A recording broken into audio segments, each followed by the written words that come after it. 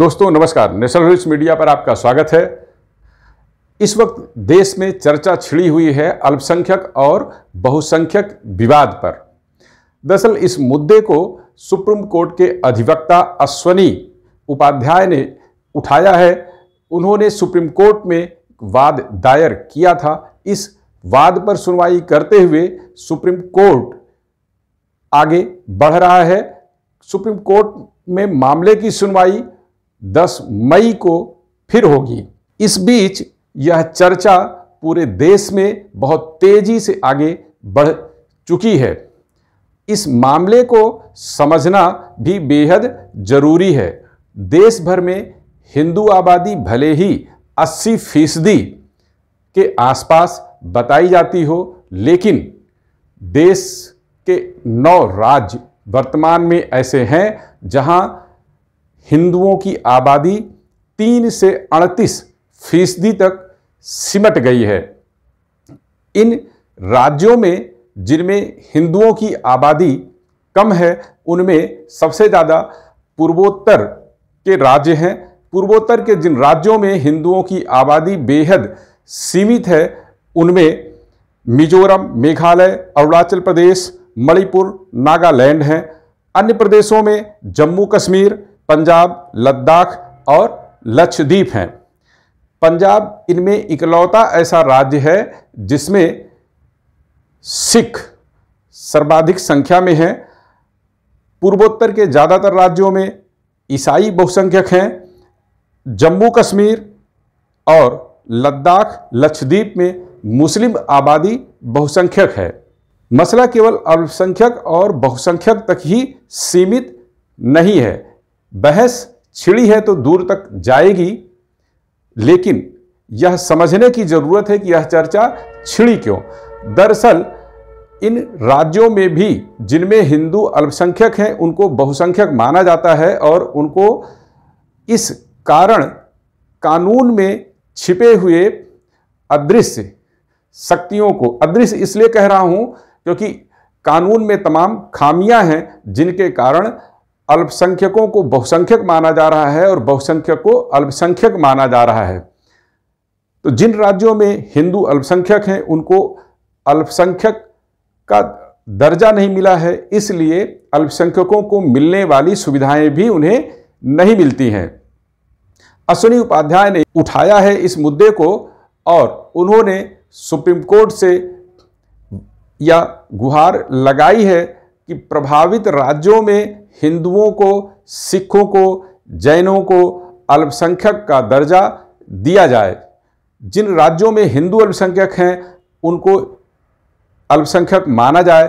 जहां आबादी बहुसंख्यक, जो आबादी बहुसंख्यक है, उसको बहुसंख्यक माना जाए। केंद्र सरकार ने सुप्रीम कोर्ट में एक हलफनामा दायर कर यह कहा है कि राज्यों को यह अधिकार है कि वह जो आबादी संख्या में कम है उसे अल्पसंख्यक घोषित कर सकते हैं। इसके लिए केंद्र सरकार ने महाराष्ट्र का उदाहरण दिया है।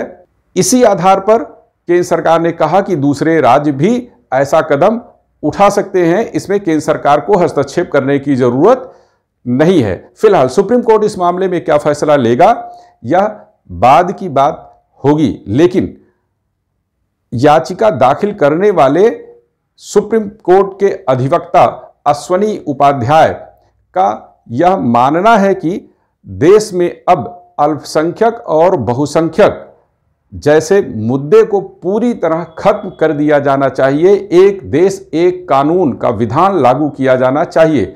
अश्वनी उपाध्याय इस मामले में क्या कहते हैं वह हम आपको आगे सुनवाएंगे, लेकिन यह भी आपको बता दें कि सोशल मीडिया पर इस मुद्दे को लेकर बहस काफ़ी तेज हो चली है। सोशल मीडिया पर तमाम ऐसे हैंडल हैं जिनसे यह कहा जा रहा है कि आज 9 राज्यों में हिंदू अल्पसंख्यक हैं, तो उन राज्यों में अल्पसंख्यक का दर्जा देने की मांग उठ रही है। आने वाले दिनों में कई और राज्य भी इस मुहाने पर खड़े हैं जहां हिंदू अल्पसंख्यक हो सकते हैं। जिन राज्यों में हिंदू बहुसंख्यक हैं, उन राज्यों में भी कई ऐसे जिले हैं जहां हिंदू अल्पसंख्यक हैं। वहां क्या व्यवस्था लागू होगी? इनमें पश्चिम बंगाल, बिहार, उत्तर प्रदेश, महाराष्ट्र, केरल, तमिलनाडु, कर्नाटक, आंध्र प्रदेश, जैसे राज्य हैं जिनके कई जिले ऐसे हैं जहां हिंदू अल्पसंख्यक हैं, उनमें क्या व्यवस्था लागू की जाएगी? यह एक बड़ा सवाल लोग खड़ा कर रहे हैं। इसे लेकर साथ में यह भी कह रहे हैं कि अब देश में एक समान कानून लागू कर पूरे देश से अल्पसंख्यक और बहुसंख्यक के विवाद को पूरी तरह खत्म कर दिया जाना चाहिए। अल्पसंख्यक का विवाद इसलिए भी बेहद पेचीदा है, कानून के अनुसार अल्पसंख्यक किसको कहा जाए यह पूरी तरह से साफ नहीं है। मुस्लिम आबादी जिसे अल्पसंख्यकों का दर्जा प्राप्त है, वह देश में हिंदुओं के बाद दूसरी सबसे बड़ी आबादी है, जिसको माना जाता है कि वह 18% से भी अधिक है। तो 18% की आबादी वाले धर्म को क्या अल्पसंख्यक का दर्जा मिलना चाहिए या नहीं मिलना चाहिए, यह भी एक विवाद का और विचार विमर्श का बड़ा मुद्दा है। ऐसे में आगे आप सुनिए कि अश्वनी उपाध्याय जी क्या कहते हैं और वह आगे इस मुद्दे को कहां, किस स्तर पर ले जाना चाहते हैं। सुनिए अश्वनी जी को। नमस्ते साथियों, माइनॉरिटी वाले मैटर पे अब सुप्रीम कोर्ट में अंतिम सुनवाई होगी। हमारे पास दो रास्ता है। एक तो अल्पसंख्यक बहुसंख्यक खत्म करने के लिए हम बहस करें।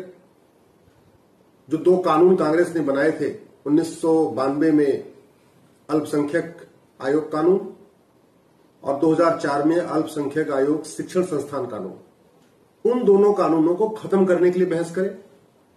दूसरा हमारे पास रास्ता है कि हम हिंदुओं को, यहूदियों को अल्पसंख्यक का दर्जा दिलवाने के लिए बहस करें। मेरी पिटीशन में दोनों प्रेयर है।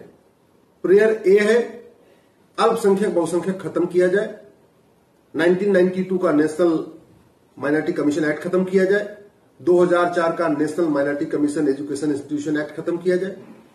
और प्रेयर बी है कि माइनॉरिटी को डिफाइन किया जाए, माइनॉरिटी को आइडेंटिफाई करने के लिए गाइडलाइन तय किया जाए और राज्यवार माइनॉरिटी का दर्जा, जो जहां पे माइनॉरिटी उसको मिले तो उसके हिसाब से 9 राज्यों में हिंदू माइनॉरिटी है तो उनको भी माइनॉरिटी का दर्जा मिले।